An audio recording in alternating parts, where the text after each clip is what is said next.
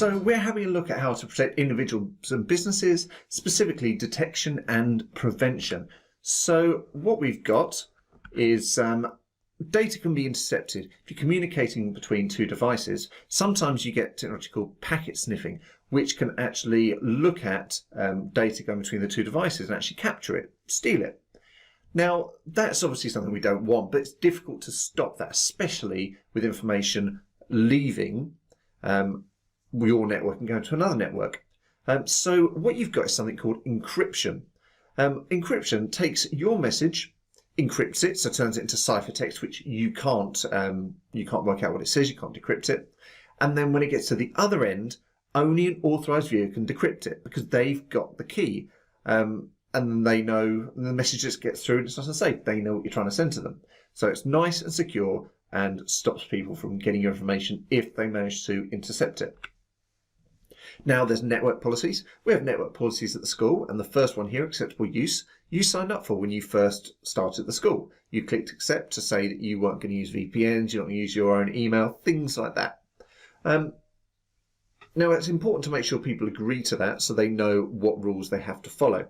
Because if they don't, they could do all sorts of things, download copyright material, get a virus on the computer by actually not following the rules.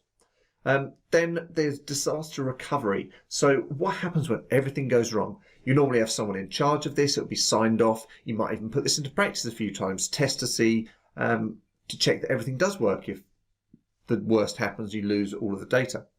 One of the key parts of this is a backup policy to make sure that when you need to get the data back, it is all secured. You've got a full backup or an incremental backup that you can get everyone's data back on the system with. We're not going to get into detail with backup policy in this video, but it's a really important part of the disaster recovery.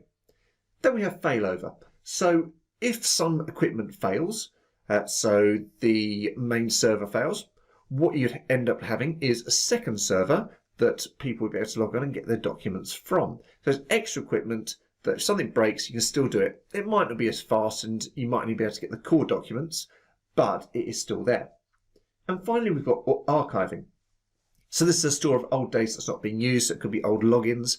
Often you'll see it with old emails. So people will archive their emails if they don't need to get them back quickly, save space, things like that. Now, network forensics. So we've had a look at network policies, which is how to keep the network safe, important things to do, or if it goes wrong. Now, forensics is more about working out what actually happened, or seeing what might happen. So detecting attempted theft or interception as it goes along. So it captures, records, and analyzes network traffic. So any connection between two devices or a device on the internet, it will record that and potentially analyze that automatically. It helps you discover attacks. Use sniffing software, like the packet sniffing earlier. Use sniffing software to see what communication is happening on your own network. And your web server logs will show which data is actually accessed.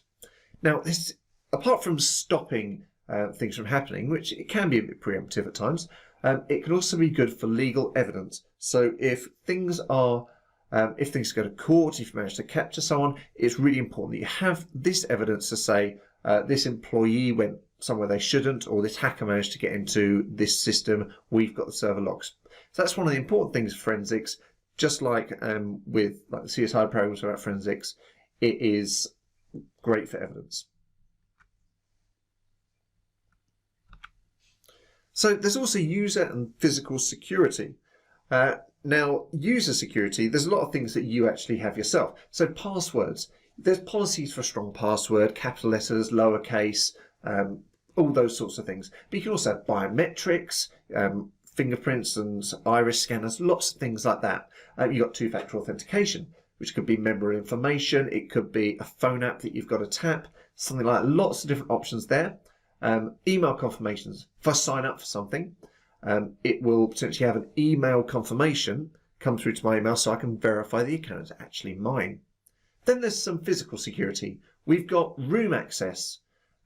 So you might have access to a room, you might have a key. You might need a swipe card to access something, either a room or the device itself.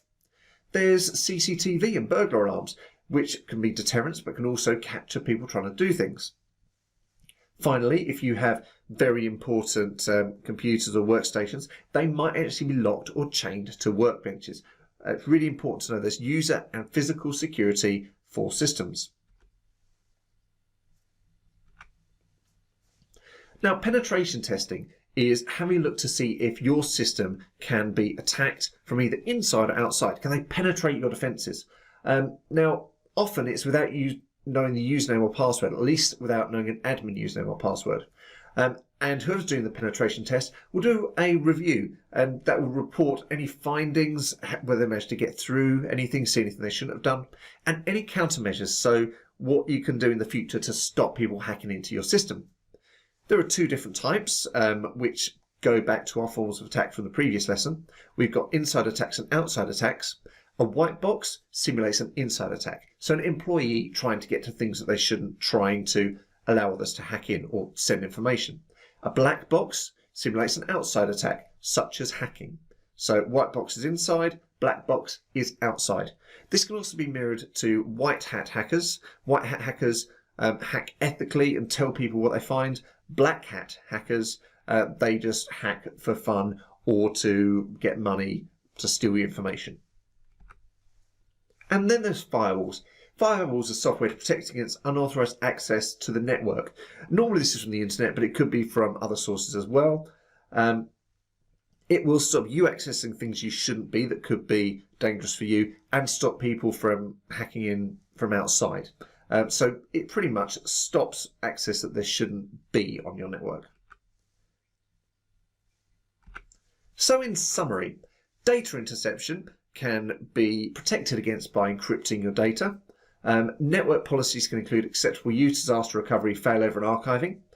Network forensics, they analyse and log network traffic, which can be useful for stopping attacks or for court cases. Penetration testing simulates network attacks to find weaknesses and how to remedy it. And firewalls protect against unauthorised access from outside.